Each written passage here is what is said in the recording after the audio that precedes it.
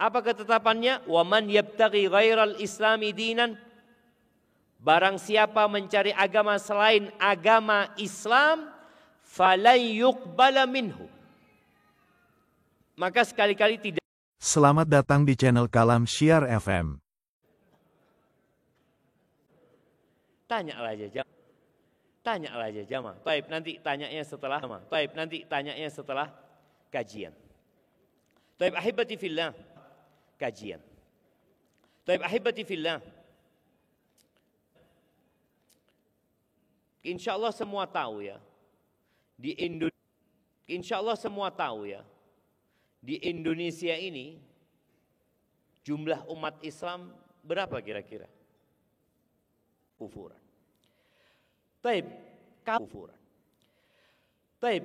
Kalau kita melihat kondisi kita sekarang 200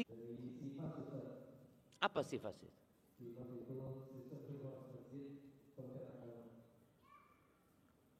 Masjid ya.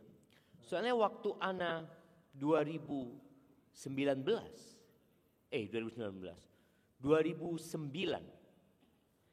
itu jumlah masjid dan musola berdasarkan data statistik di Indonesia itu sudah 700.000. Ya boleh jadi, ana nggak tahu, mungkin ada perubahan, banyak masjid yang ditutup mungkin. Jadi tinggal. Tapi kasih hadiahnya. Tapi banyak sekali sekarang jamaah. Padahal ketika Nabi SAW memulai dakwah ini beliau sendirian. Maka jangan ada lagi yang mengeluh, Ustadz ana sendirian di keluarga Ustadz, semua belum pada ngaji, ana sendirian di kampung ana. Rasulullah SAW sendirian dengan LGBT, bagaimana negara-negara besar jamaah. Dan ana membaca berita beberapa waktu yang lalu di beberapa negara sudah mulai yang namanya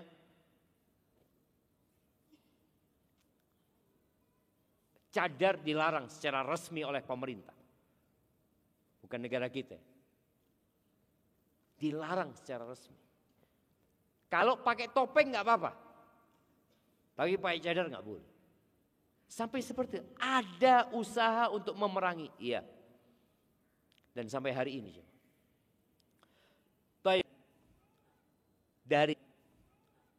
Dari eksternal dan internal yang berusaha untuk mengatakan semua agama sama. Mau Muslim kayak, mau Nasrani, mau Yahudi, mau Majusi, yang penting jadi orang baik kata dia. Oh enggak sama.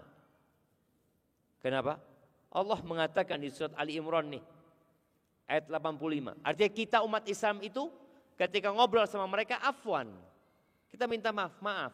Itu mungkin ucapanmu. Tapi kami sebagai muslim punya ketetapan dari pencipta langit dan bumi ini. Apa ketetapannya? Wa man yabtaghi ghairal islami dinan, barang siapa mencari agama selain agama Islam, falan yuqbala minhu, maka sekali-kali tidaklah akan diterima agama itu. Enggak akan diterima dari dia. Wa huwa fil akhirati minal khasirin, pasti di akhirat termasuk orang-orang merugi. Itu sudah ketentuan Allah Azza wa Jalla. Dan Allah juga mengatakan innad dina indallahil Islam. Sesungguhnya agama yang diridhai di sisi Allah Islam. Sesungguhnya agama, Nabi menyebutkan yu'jarul insan fi kulli syai' sallallahu alaihi wasallam. Orang itu akan dikasih mereka dikasih pilihan, kalau mau tetap di sini Nasrani. Kalau enggak keluar. Sebagian mereka enggak bisa hijrah. Menetap di sana tapi pura-pura Nasrani. Sampai seperti itu. Tapi ketika Islam berkuasa, antum bisa lihat. Gereja-gereja tetap, orang Nasrani mau ngadakan acara mereka silahkan. Yang Yahudi juga tetap dengan sinagog mereka, dipersilahkan. Itu agama Islam dan kita harus bangga sekali lagi ya. Bangga, aku muslim. Dan aku punya tugas untuk mengajak orang lain menjadi muslim. Iya. Sejatinya aku ingin orang lain semua masuk surga Allah Azza wa Jalla. Baik, ahibati fillah. Kita lewati kalau kita ke halaman 8 ya. ke halaman 8, ada pembahasan setiap muslim itu pasti masuk surga.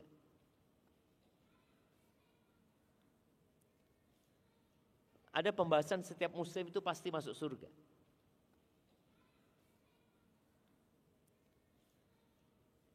Kecil, Ustaz. Ada yang dosa kecil, ada yang dosa besar. Yang tadi disebutkan. Yang penting kan anak tidak melakukan kesyirikan, Ustaz. Betul, itu hal yang penting. Tapi tahukah engkau orang yang paling ringan adabnya di neraka? Artinya kalau harus mampir ke neraka, antum akan lupa dengan semua kenikmatan yang pernah ada. Nih hadisnya. Inna ahwana ahlin nari adzaban. Sungguh penduduk neraka yang paling ringan azabnya. Man lahu na'lani wa syirakani min narin. Wa fi riwayatin tudha'u fi akhmasi qadamaihi jamratani. Yaghli minhuma dimaghuhu kama yaghillul mirjal. Al-Qidr. Ma yara anna ahadan ashaddu minhu adzaban wa innahu la ahwanuhum adzaban.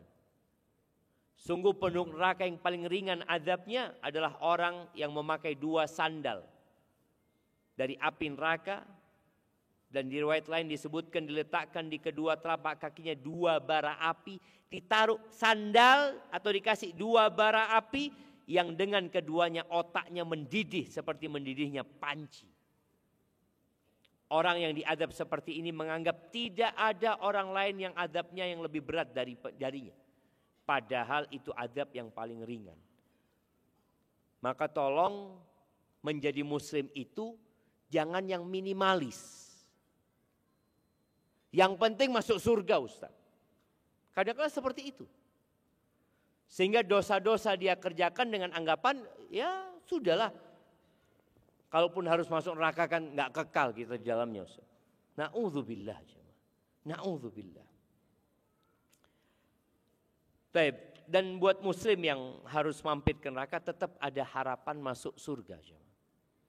Ini sekali lagi keutamaan seorang muslim. Kalau kita membaca hadisnya, coba kita lihat dari Anas bin Malik, dari Nabi SAW, yakhruju minan nar, akan dikeluarkan, artinya dia di neraka tempatnya. Karena dosa-dosa dia. Karena kita tahu akan ada penimbangan amalan nantinya, sebagaimana pernah kita bahas. Allah mengatakan, فَأَمَّا مَنْ ثَقُلَتْ مَوَازِينُهُ فَهُوَ فِي عِيشَةٍ رَاضِيَةٍ وَأَمَّا مَنْ خَفَّتْ مَوَازِينُهُ فَأُمُّهُ هَاوِيَةٌ. Jadi ketika lebih berat timbangan kebaikannya, maka langsung masuk surga. Tapi ketika lebih berat timbangan keburukannya, maka dia mampir ke neraka nantinya. Na'udzubillahi minan nar. Tapi akan keluar dari neraka. Man qala la ilaha illallah wa fi qalbihi waznu sya'iratin min khairin. Akan keluar dari api neraka siapa saja yang mengatakan la ilaha illallah. Ini bukan hanya ucapan dengan lisan ya, tapi ucapan dengan penuh keyakinan dan dia tidak melakukan kesyirikan. Karena makna la ilaha illallah, tiada Tuhan yang berhak disembah kecuali Allah. Artinya dia menafikan semua sesembahan yang ada. Lalu dia menetapkan hanya untuk Allah saja. Dan di hatinya ada kebaikan sebesar jemaut. Jemaut ini apa jemaah? Gandum, sejenis gandum. Kemudian wa yakhruju minan nar man qala la ilaha illallah wa fi qalbihi waznu burratin min khairin. Yang lebih kecil ya, ada kebaikan di hatinya, dia mengatakan la ilaha illallah, dia juga akan keluar dari api neraka. Dan yakhruju minan nar, akan keluar dari api neraka siapa saja yang mengatakan la ilaha illallah wa fi qalbihi, dan di hatinya waznu dzarratin min khairin, ada sebesar biji sawi. Ini salah, bukan biji sawi jamaah terjemahannya. Mana pulpen ana?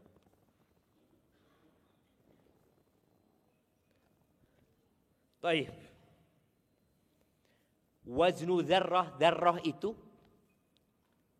ya kadang-kadang diterjemahkan atom jemaah. Tapi dzarrah itu orang Arab taunya semut yang kecil, yang kalau lewat nggak berasa. Artinya sebesar apapun level iman yang ada di hatinya, selama dia tidak melakukan kesyirikan, ada kesempatan untuk keluar dari api neraka. Ya, jangan sampai berharap tadi minimal, nggak apa-apa lah Ustaz, ana banyak dosa, yang penting masuk surga pada akhirnya. Antum akan lupa apa dengan semua kenikmatan jemaah. Baik, surga itu bukan satu tingkatan ya. Semua akan mendapatkan derajat dan tingkatan sesuai dengan amalan mereka. Artinya kadangkala sama-sama mengatakan la ilaha illallah, tapi imannya kan beda-beda. Yang iman itu akan ditampakkan dengan amalan, karena amalan termasuk iman. Nabi alaihissalatu wasallam menyebutkan al-iman bid'un wa sittuna au bid'un wa sab'una syu'bah. Iman itu memiliki 60 lebih atau 70 cabang lebih jemaah. Yang paling tinggi itu la ilaha illallah, tauhid. Yang paling rendah itu imatatul adza 'anit thariq. Menyingkirkan gangguan dari jalan. Wal haya'u syu'batun minal iman. Dan rasa malu itu adalah sebagian dari keimanan. Maka Allah menyebutkan walikullin darajatun mimma 'amilu. Sebagian ulama menjelaskan orang itu masuk surga dengan rahmat Allah Azza wa Jalla. Ingat, enggak ada yang masuk surga dengan amalnya. Artinya semua masuk surga dengan rahmat Allah. Derajat itu dengan amalan. Sedekah. Ana ingin mengetes kembali ibu-ibu nih di sini. Ibu-ibu lebih besar mana ya? Orang yang sedekah 1 juta sama yang sedekah 1 miliar. Coba yang mau jawab angkat tangan. Nah, sebelah sini. Kasih mic-nya.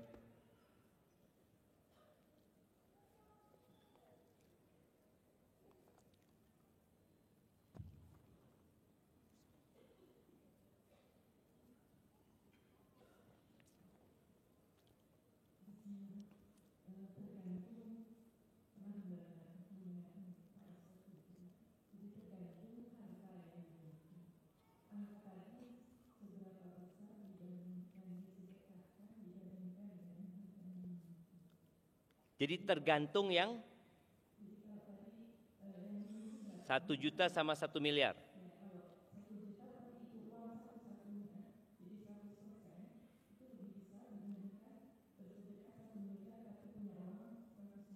Masya Allah, barakallahu fikum, jazakillah khair. Nah, jadi tergantung yang disisakan jemaah.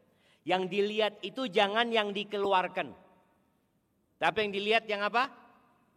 Yang sisanya. Antum kalau sedekah 1 juta, lihat sisanya 99 juta. Berarti berapa persen? 1% ternyata. Jangan melihat Allah 1 juta anak sedekah. Orang biasanya cuma 2.000 Ustaz, anak 1 juta. Enggak. Ingat, semua akan mendapatkan derajat sesuai dengan amalannya. Maka kita harus tahu perhitungan amal. Maka juga penting buat kita mengetahui fadilah-fadilah amalan. Contoh lagi, lebih utama mana membaca Al-Quran dengan menjawab adzan? Bapak-bapak, mana yang mau jawab? Nah, itu yang angkat tangan, kasih. Panitia udah ke belakang sono.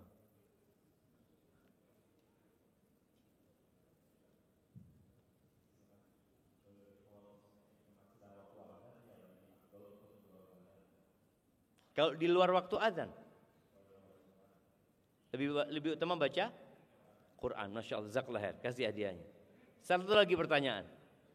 Lebih utama mana sholat tahiyatul masjid atau menjawab azan Jumat? Ini yang paling depan nih. Ya.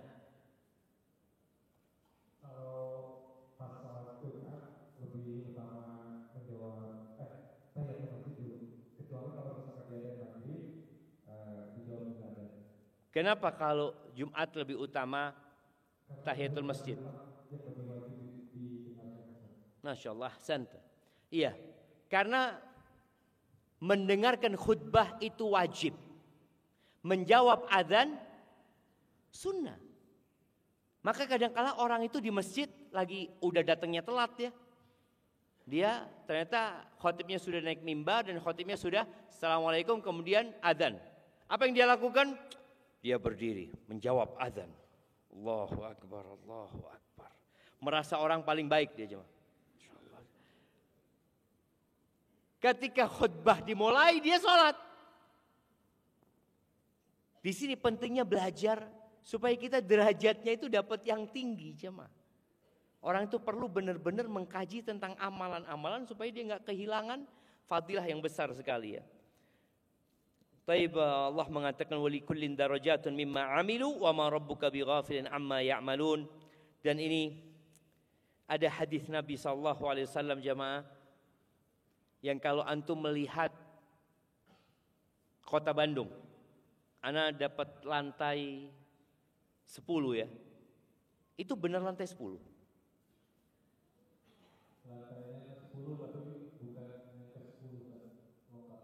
Bukannya. Makanya ketika ana naik tangga darurat, loh, kok udah nyampe ya?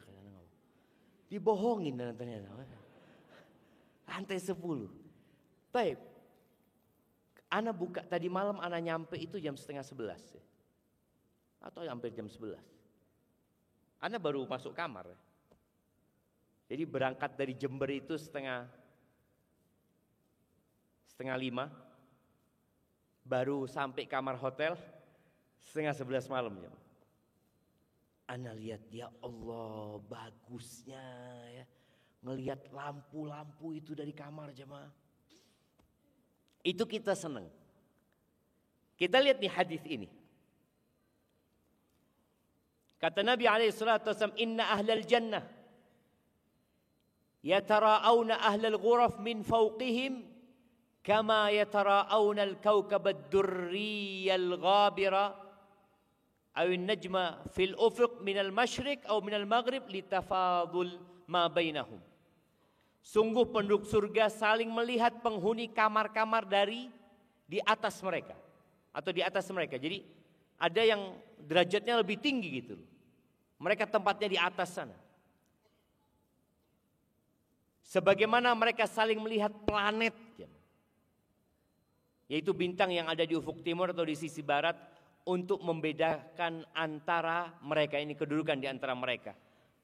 Lalu para sahabat mengatakan, ya Rasulullah tilka manazilul anbiya la yablughuha ghairuhum. Antum kalau pas malam hari ngelihat bintang-bintang, boleh jadi itu akan jadi bagian dari surga. Dan kita tahu luasnya surga itu seluas langit dan bumi. Sekarang kita hidup di bumi aja sudah wah betapa senangnya orang punya rumah di atas bukit ya, indah rumahnya, bagus. Sedangkan surga seluas bumi ini dan langit-langit itu. Jadi bintang yang jumlahnya miliaran itu jamaah. Boleh jadi itu rumah-rumah nanti atau tempat-tempat kekuasaan sebagian orang. Maka sahabat mengatakan, ya Rasulullah itu kedudukannya para nabi kayaknya. Di mana tempat mereka seperti melihat bintang jamaah. Jaraknya berapa jauh. Dan betapa indahnya tempat itu. Qala bala. Enggak hanya Nabi yang dapat tempat itu katanya. Bukan hanya Nabi ya. Beliau mengatakan, "Walladzi nafsi biyadihi rijalun amanu billahi wa saddaqul mursalin." Mereka adalah orang-orang yang beriman kepada Allah dan membenarkan para rasul pun akan mendapatkan kedudukan itu jemaah. Kemudian buat orang mujahid ya fi sabilillah itu ada 100 derajat. 100 derajat jemaah. Nih di hadis selanjutnya ya. Inna fil jannah mi'ata darajah a'addaha lil mujahidin fi sabilillah. Artinya orang yang berjihad di jalan Allah itu enggak 1 derajat. Sama-sama perang. Sama-sama mati di medan perang. Derajatnya enggak sama. Ada 100 derajat buat mereka. Kalau kita lihat semua jamaah enggak di hotel ini kan? Semuanya di hotel ini? Enggak kan? Ada yang di hotel Swissbell. Bagaimana perasaan jamaah ketika melakukan perjalanan dari hotel itu ke hotel ini? Gak enak Ustaz, jauh Ustaz. Nah, ini beda hotel. Yang sama hotelnya, kamarnya semua sama? Nggak sama. Padahal sama hotelnya. Tapi semakin tinggi kayaknya semakin indah jamaah. Ini sampai berapa lantai? 18 bohong. 18 bohong. Tapi mungkin yang lebih tinggi itu lebih kelihatan, lebih menikmatin ya. Subhanallah, ada salah satu jamaah kita yang pernah tinggal di hotel di Dubai. Semalam lupa berapa juta ya. Ada yang pernah jamaah? Ada hotel Burjul Arab itu. Ada yang pernah tinggal di situ? Coba Anda kepingin tahu berapa harga kamarnya semalam. Mungkin bisa dibantu liatin di. Nah, coba dilihatin. Di Jakarta itu ada hotel yang semalam 135 juta.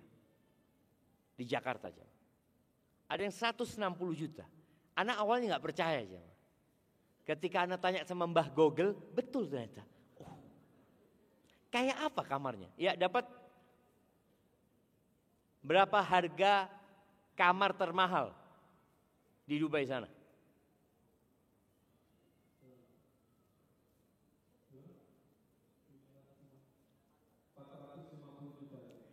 Hah? Berapa? Coba yang bener antum, salah baca mungkin antum. Bener. 450 juta. Ana bangun rumah 2 tahun 450 juta jemaah.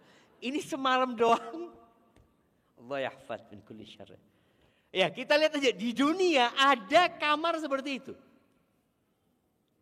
Bagaimana di surga Allah nih? Buat orang mujahid itu ada 100 derajat, 100 tingkatan. Ma baina darajatain, antara derajat satu sama yang kedua itu seperti antara langit dan bumi. Antum bisa bayangin antara langit dan bumi. Iya. Makanya tadi planet-planet itu boleh jadi tempat tinggal penghuni surga nantinya. Tapi bukan sekarang. Allah akan ganti nanti. Allah akan rubah. Allah akan jadikan surga Allah subhanahu wa ta'ala. Dan di surat Al-Waqi'ah ya, Allah menyebutkan kondisi orang itu ada 3 macam. Baik, di sini disebutkan wa kuntum azwajan thalatha fa ashabul maimanah ma ashabul maimanah wa ashabul mash'amah ma ashabul mash'amah was-sabiquna as-sabiqun ulaikal muqarrabun. Jadi ada golongan kanan, ada golongan kiri, dan ada orang-orang yang paling dahulu. Baik, sebelum kita masuk ke Sayyid Tajam, Anda akan tanya, apa perbedaan ashabul yamin atau ashabul maimanah dengan as-sabiqun as-sabiqun? Bapak-bapak, apa bedanya? Sama-sama di surga ya.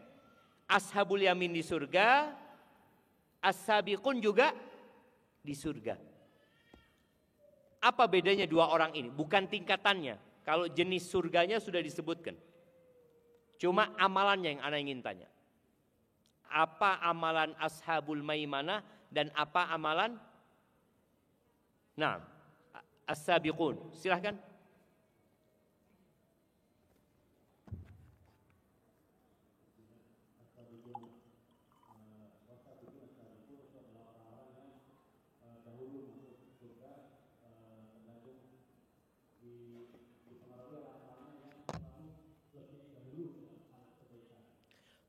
Selalu mendahului orang lain dalam kebaikan.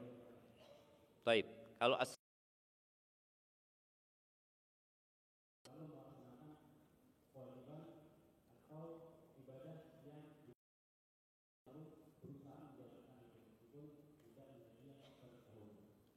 Masya Allah, barakallah. Ya, sekitar itu.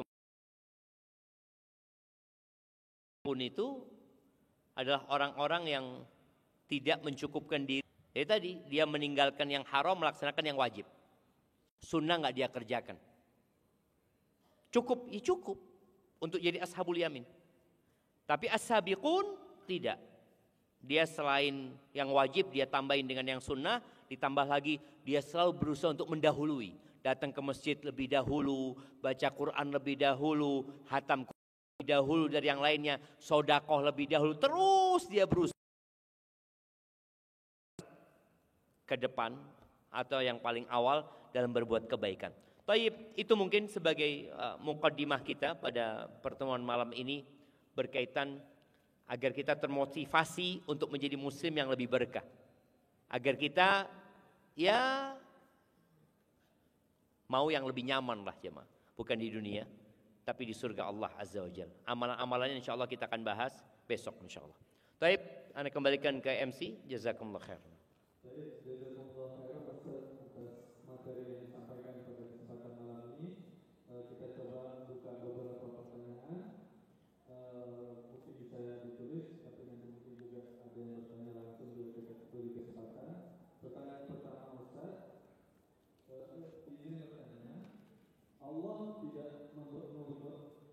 Allah tidak membebani seseorang melakukan sesuatu dengan kesanggupannya.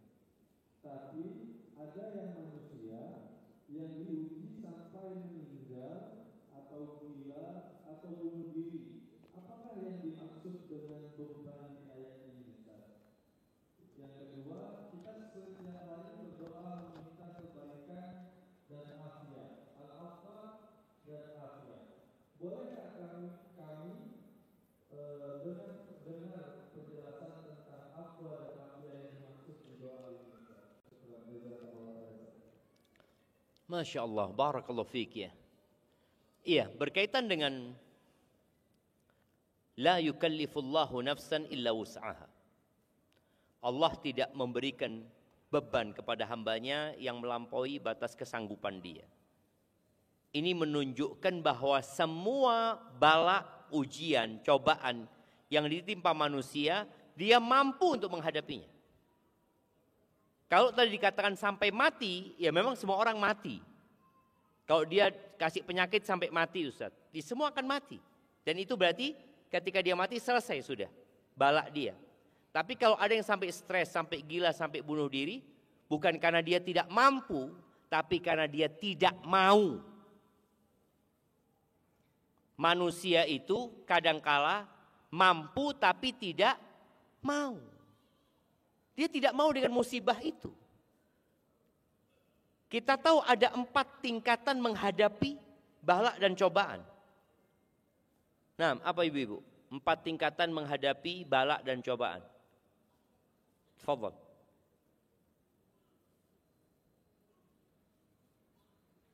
Yang pertama haram, yang kedua wajib, yang ketiga itu fadilah, yang terakhir itu adalah sebuah keutamaan. Nah, sebutkan 4 tingkatan menghadapi musibah tadi. Mama, silahkan. Yang lebih sering dapat musibah, mama apa bapak-bapak?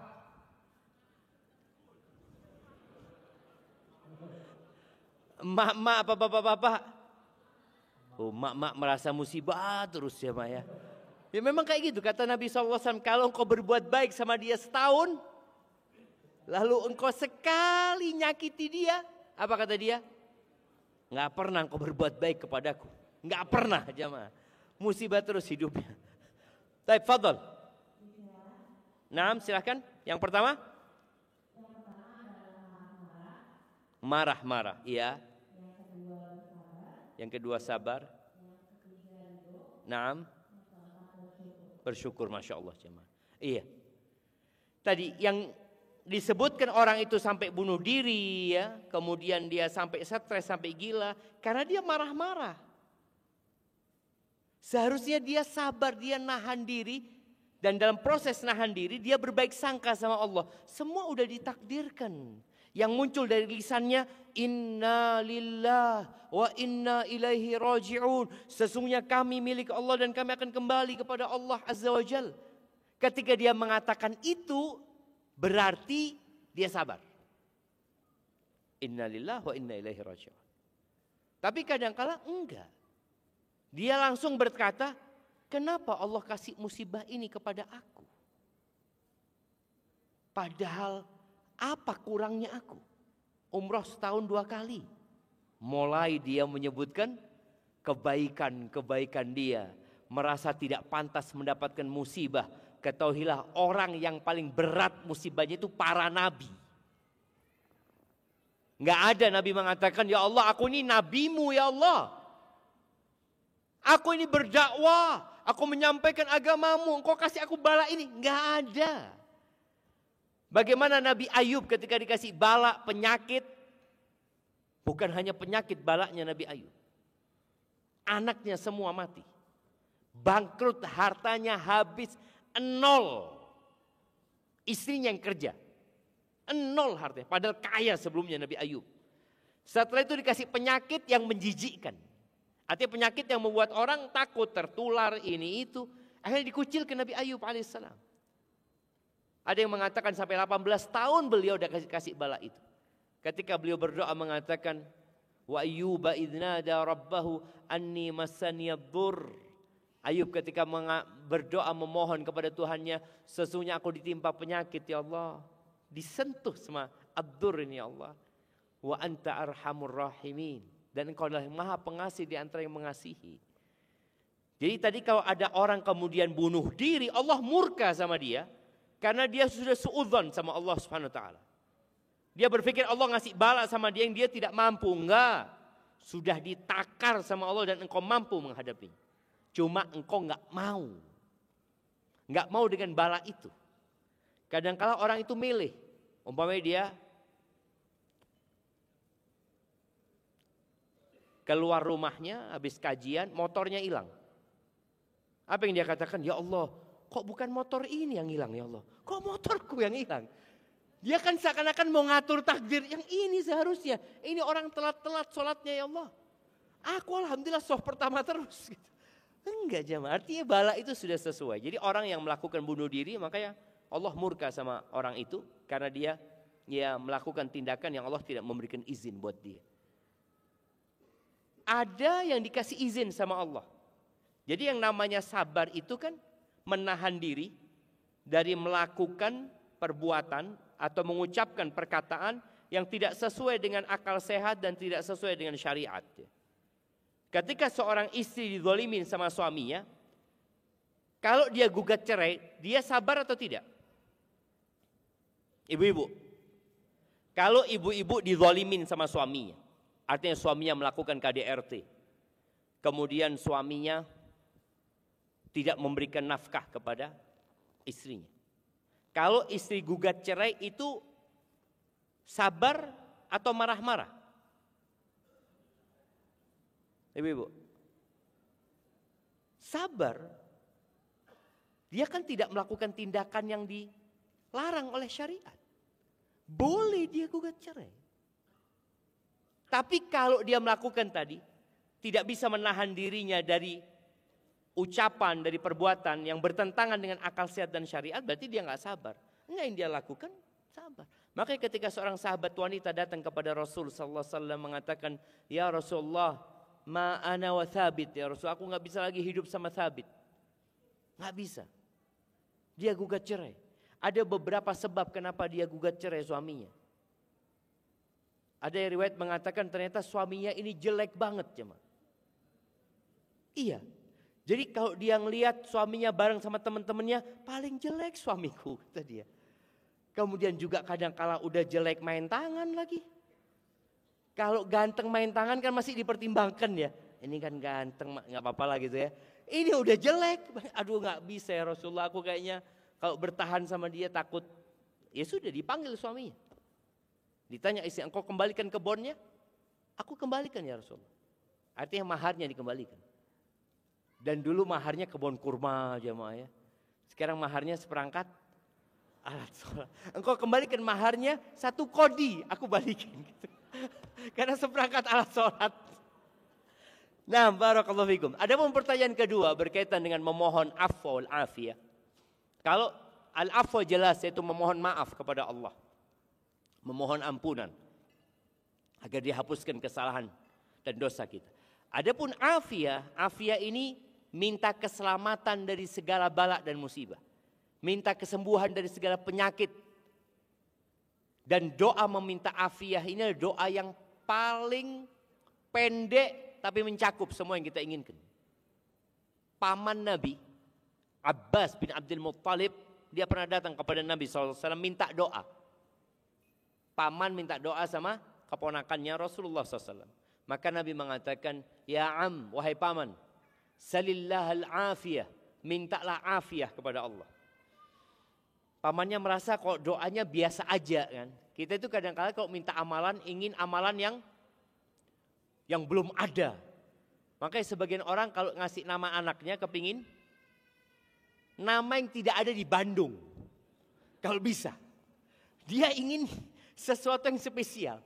Abbas merasa doanya kok ya semua orang bisa baca doa itu gitu loh. Besoknya minta lagi, ya Rasulullah, alimni du'aan, ajarin aku doa ya Rasulullah. Ya am atau ya Abbas salillal afiyah, mintalah afiyah kepada Allah. Kalau engkau dikasih afiyah, engkau dikasih kebaikan dunia dan akhirat. Jadi afiyah itu maknanya tadi selamat dari segala bala, dari petaka, musibah, dan sembuh dari segala penyakit, dihindarkan dari hal-hal yang mudarat buat kita, itu namanya al-afiyah. Dan sudah menjadi bahasa Indonesia. Gimana kabarnya? Sehat wal afiyah. Itu dari kata afiyah. Hadza wallahu a'lam bissawab. Naam. Baik Ustaz, jazakallahu khairan wa barakallahu fikum. Pertanyaan selanjutnya Ustaz. Ustaz izin bertanya, bagaimana menghadapi anak yang berbeda tujuan dengan kita Ustaz? Karena anak pertama anak mengalami kehidupan dunia itu sebelum kami hijrah. Sampai sekarang kami selalu ajak belajar lebih. Seringkali ujian kami salah satunya ada di anak gadis kami tersebut. Bagaimana kami menyikapinya Ustaz? Dan yang kedua, bagaimana menyemangati anak yang mondok? Terkadang butuh, bosan, minta keluar, mau sekolah di dekat rumah aja katanya. Karena kegiatan pondok yang monoton. Alhamdulillah kami selalu support dia dengan sabar dan mengunjunginya sebulan sekali. Mohon nasihat Ustaz juga pengelolaan. Subhanallah jamaah. Laisa kullu ma yatamanna al-mar'u yudrikuh. Tajri riyahu bima la tashtahi as-sufunu ya. Tidak semua yang diharapkan oleh seorang itu dia dapatkan di dunia ini. Allah janji akan mengabulkan doa kita. Tapi tidak semua yang kita pinta itu yang dikasih. Jelas semua ingin anak-anaknya soleh soleha. Sebagaimana Nabi Nuh ingin anaknya jadi anak yang soleh. Sebagaimana Nabi Ibrahim ingin bapaknya masuk Islam. Sebagaimana Nabi Lut ingin istrinya dapat hidayah. Tapi ternyata semua yang tadi disebutkan mati dalam kondisi tidak mendapatkan hidayah. Maka tugas kita adalah berusaha, berupaya, dan berdoa. Kalau tadi orang tua mengatakan, ya ini menjadi perkara yang harus dipikirkan oleh para orang tua ya. Di mana ada beberapa asar yang menyebutkan pada hari kiamat nanti, yang pertama akan menyeret orang tua atau menggantungi orang tua adalah anak. Ketika orang tua itu tidak mendidik anaknya dengan maksimal. Kalau dikatakan tadi dulu kami belum hijrah Ustaz. Jadi anak itu anak pertama, kondisinya kami belum hijrah sehingga ya udah hidupnya jauh dari ketaatan. Karena orang tuanya dulu jauh dari ketaatan. Sekarang orang tuanya dapat hidayah, alhamdulillah, tinggal anaknya. Maka hendaklah orang tua terus berdoa, memohon kepada Allah dan berupaya dengan segala cara. berupaya dengan segala cara. Ada orang tua yang mungkin dulu Ustaz kami nggak sholat. Jadi kami juga nggak ngajak anak kami sholat. Sekarang kami sudah sholat, anak kami nggak sholat. Karena sholat ini butuh pembiasaan. Sejak kecil dia nggak sholat Ustaz. Ya udah orang tua menembus kesalahannya dengan bertobat kepada Allah. Kemudian dia berusaha untuk dekat sama anaknya. Jadi perlu orang tua itu punya waktu yang spesial sama anaknya. Dan tolong tunjukkan cinta dan kasih sayang sama anak ya. Jadi orang tua itu, anak melihat, anak kadang-kadang negur istri anak. Anaknya salaman ya salaman aja. Anak ngomong, disayang lah anaknya. Dicium anaknya. Ketika anak berangkat sekolah, bagaimana orang tua mengantarkan sampai ke depan pintu rumah umpamanya. Ketika anaknya datang disambut. Rasulullah SAW, Fatimah itu sudah nikah. Tapi setiap Fatimah datang, Nabi SAW berdiri menyambut Fatimah, dikecup Fatimah, didudukkan di tempat duduk Nabi SAW. Dan Fatimah melakukan itu setiap bapaknya datang ke rumahnya. Itu sudah nikah Fatimah. Jadi bagaimana orang tua ini menunjukkan sayang sama anaknya. Dan sayang bukan yang pura-pura ya. Karena anak itu tahu orang tuanya ini pura-pura. Katanya. Ini mah ada maksudnya. Kadang-kadang enggak, tunjukkan kasih sayang. Dan bapak ya. Bapak ini yang punya anak gadis, sekali-kali dia ngobrol sama anaknya berdua. Jalan-jalan sama anaknya saja berdua. Jangan sama yang lainnya. Ketika di mobil berdua ngobrol atau di motor berdua ya. Sehingga anak itu merasa ini ayahku loh, ini emakku. Sayang sama aku dia. Ketika anak itu tahu bapaknya sayang, ibunya sayang, kemudian ngasih nasihat, insya Allah akan lebih didengar. Dan juga kalau ngasih nasihat bapak-bapak ibu-ibu ya, jangan terus-terusan. Bosen anaknya.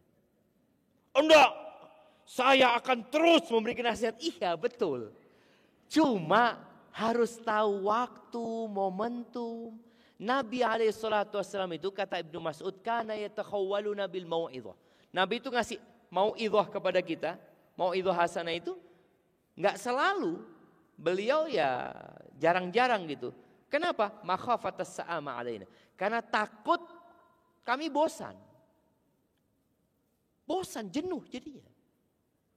Ketika anaknya datang, orang tua langsung, nak sini nak. Males datang anaknya. Datang, oh nasihat lagi bapak. Bapak yang ngasih nasihat, Pak sudah saya rekam yang kemarin nasihatnya bapak. Jadi kalau anak udah bisa dengar lagi gitu. Enggak. Kemudian juga bahasanya perlu yang lebih beragam ya. Kemudian katakan cinta, sayang sama anaknya. Allahu Akbar. Perlu ya, perlu anak perempuan apalagi ya, itu dapat sayang yang lebih. Dan bapak-bapak juga tolong sayangnya sama emak itu, sama istrinya juga lebih. Karena terus terang jamaah, ada seorang yang curhat sama anak.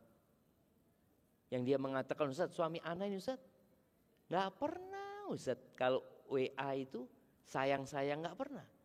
Tapi kalau sama perempuan yang baru dia kenal Ustaz, langsung sayang-sayang. Jadi heran.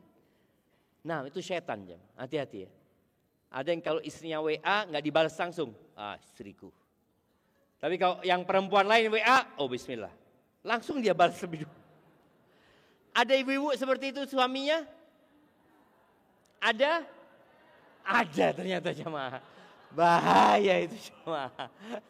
Siap barakallahu fikum. Itu yang pertama. Yang kedua, tadi apa? Oh yang pondok. Iya juga orang tua nggak boleh salah memiliki pondok buat anak ya. Kemudian orang tua juga perlu memberikan masukan ke pondok-pondok juga. Karena ada pondok-pondok yang memang monoton kegiatannya. Ana sering memberikan wasiat, bukan wasiat ya, sharing kepada pondok-pondok itu. Ana sampaikan kalau bisa SMP SMA itu dipisah. Jadi anak itu ketika masuk SMA itu pindah pondoknya, padahal pondok yang sama. Tapi dia seakan-akan masuk pondok baru, suasana baru, padahal pondoknya sama sebenarnya. Tapi kalau 6 tahun di tempat yang sama, Allah, ngelihat toilet itu sampai, toilet 6 tahun. Jadi memang jenuh.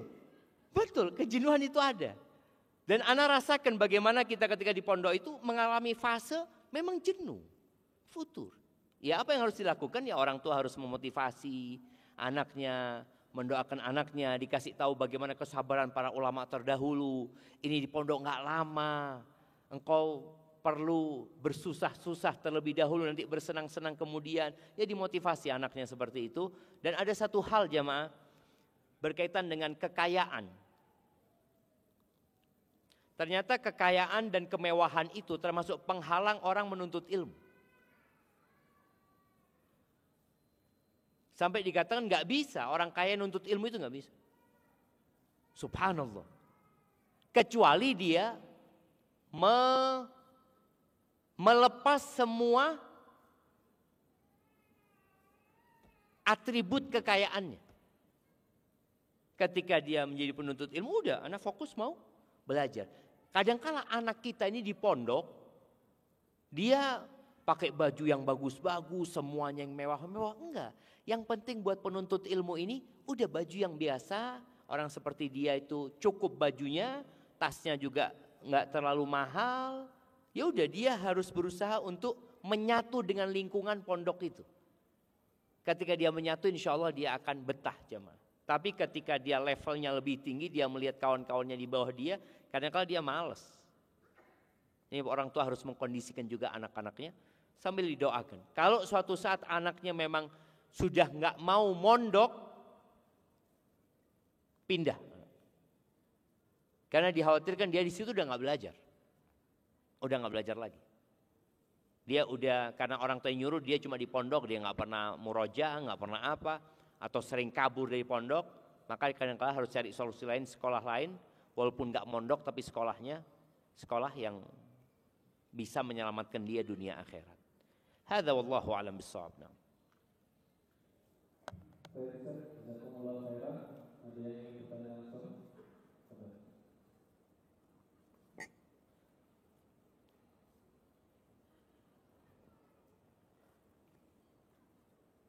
Bismillah, assalamualaikum Ustaz. Izin bertanya, memahami konsep timbangan kebaikan dan keburukan. Tadi dijelaskan bahwasanya apabila timbangan kebaikan seseorang itu melebihi timbangan keburukannya, maka dia akan masuk surga. Apakah pertanyaannya, apakah artinya apabila dengan perumpamaan ada 10 amalan, 6 amalan itu baik dan 4 amalan itu buruk, tentunya dalam timbangan berat 6 amalan kebaikan. Apakah artinya 4 amalan buruk tidak dihisab atau diadab? Demikian Ustaz.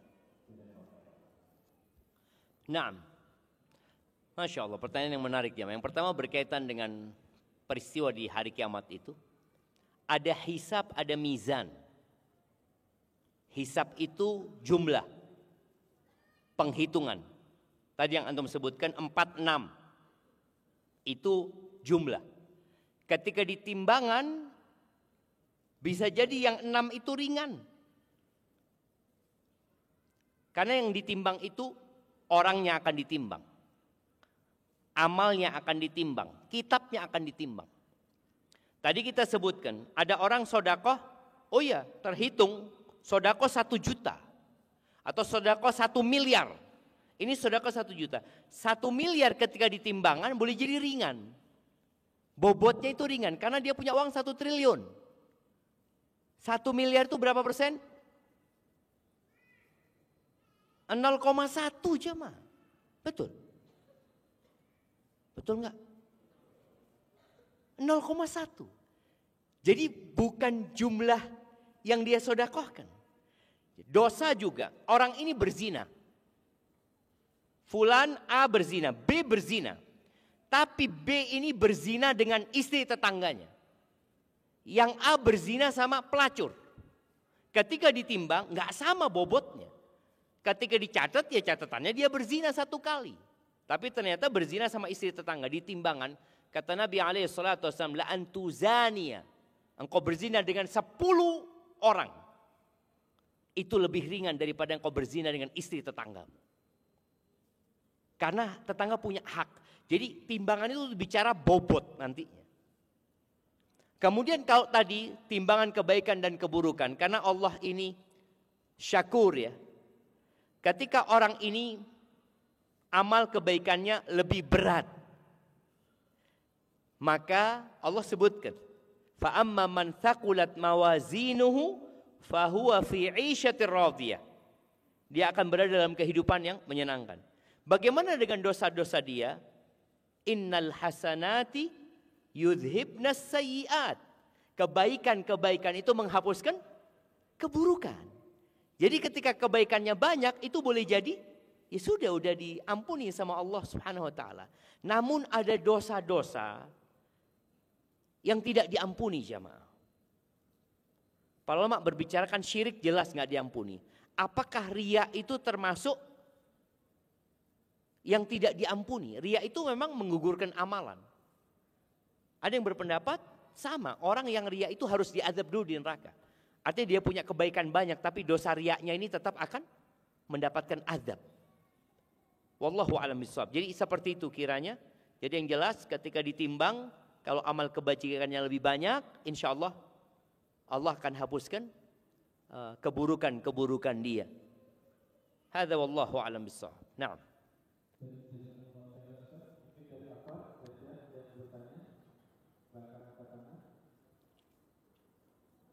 Kalau tidak ada, diambil lagi kedua. Ada? Ada. Oke. Ikhwan, silakan.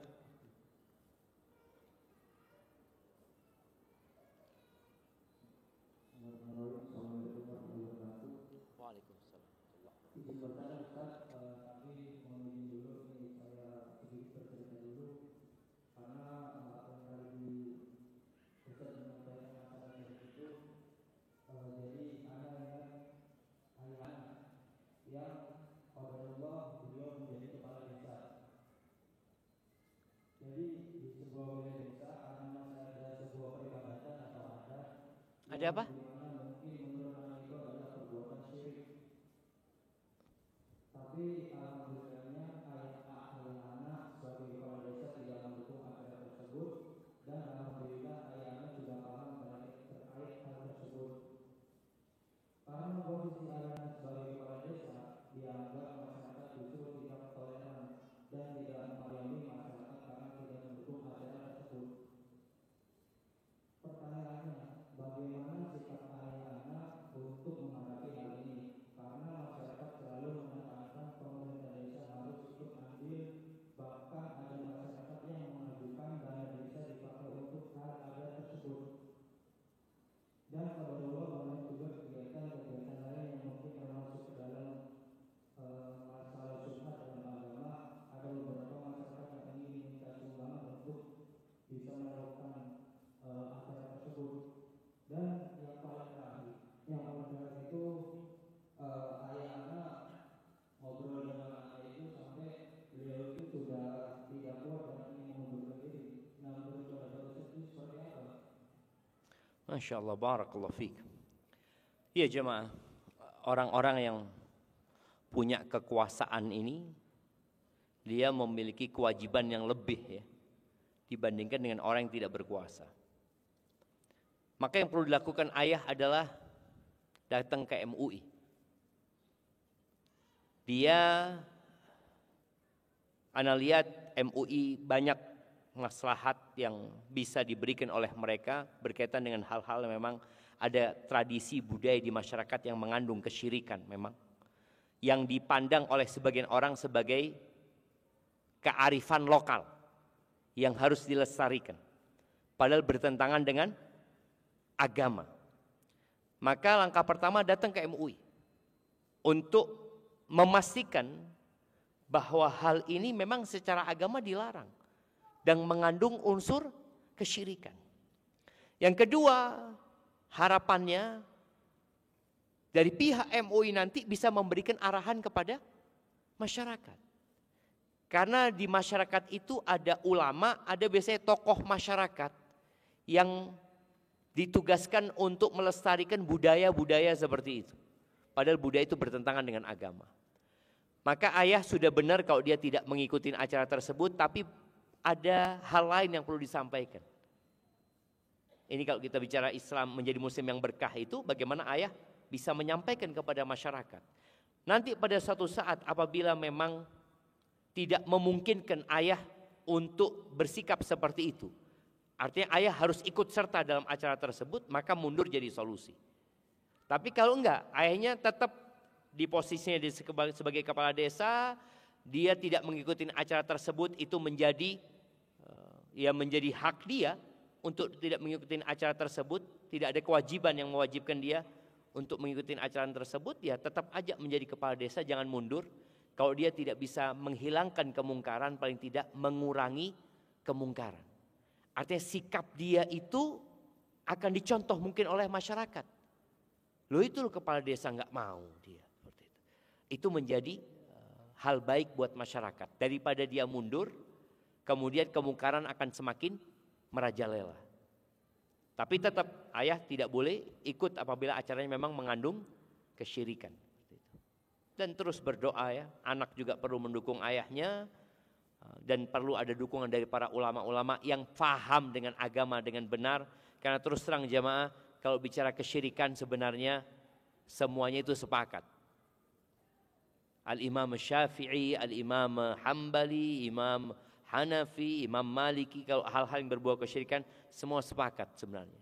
Jadi bukan masalah yang ada khilaf di antara para ulama terkadang. Tapi karena sudah menjadi budaya dan tradisi, orang menganggapnya ya gimana. Bahkan kadangkala tradisi budaya itu dibungkus dengan bungkus Islam. Sehingga seakan-akan ini budaya dan tradisi umat Islam. Padahal tidak. Barakallahu fikum, seperti itu. Nah. Karena sudah cukup larut, mungkin pertanyaan yang terakhir, Ustaz. Bagaimana Ustaz menyeimbangkan kondisi kita tidak harus menjadi people pleaser. Jadi gimana kita boleh atau harus berkata tidak terhadap permintaan orang lain. Jadi harus ikutin orang sekitar terus mungkin. Ketika permintaannya tidak pas dengan kondisi kita tidak bisa bilang enggak gitu.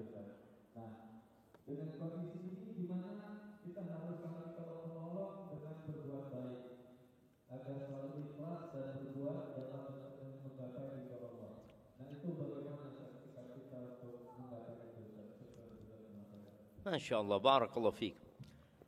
Iya jamaah, berkaitan dengan bagaimana kita menjadi muslim yang berkah sebenarnya, ya kita ingin berusaha membantu orang lain.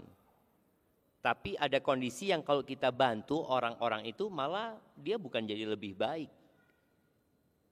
Tatkala kita tidak mampu, ada kebiasaan orang Arab ya, kalau ada orang minta-minta dan dia nggak mampu, dia mengatakan Allah Karim, Allah Maha Mulia.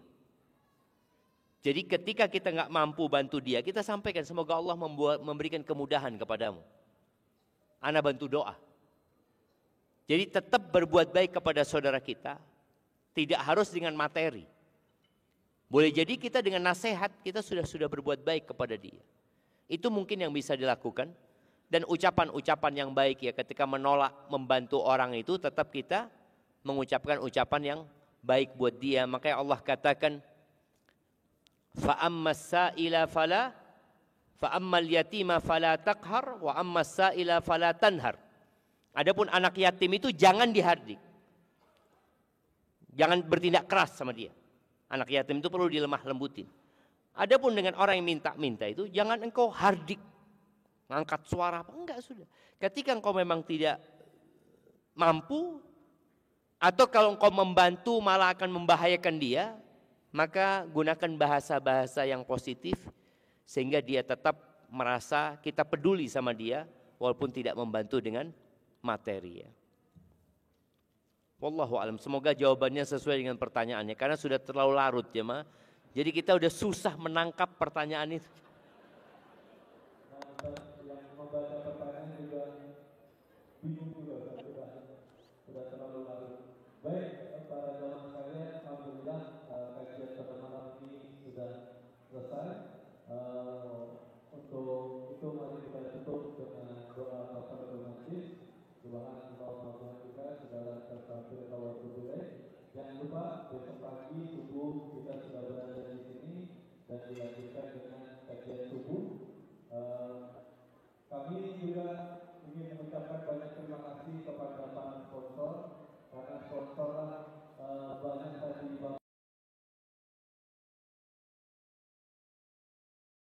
Jadi sekali lagi jazakallahu khairan kepada sponsor.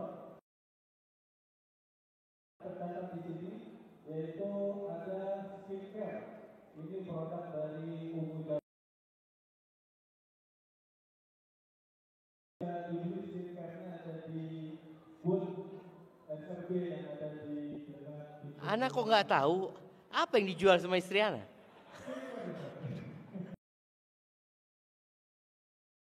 Mau tetap cantik seperti si Ustaz Taufik, insya Allah silakan beli, ada di booth di SRB yang ada di dekat Jawa. Baik, warahmatullahi wabarakatuh. Kita tutup. Assalamualaikum warahmatullahi wabarakatuh. Mohon maaf jika ada. Selamat datang di channel Kalam Syiar FM. Selamat datang di channel Kalam Syiar FM.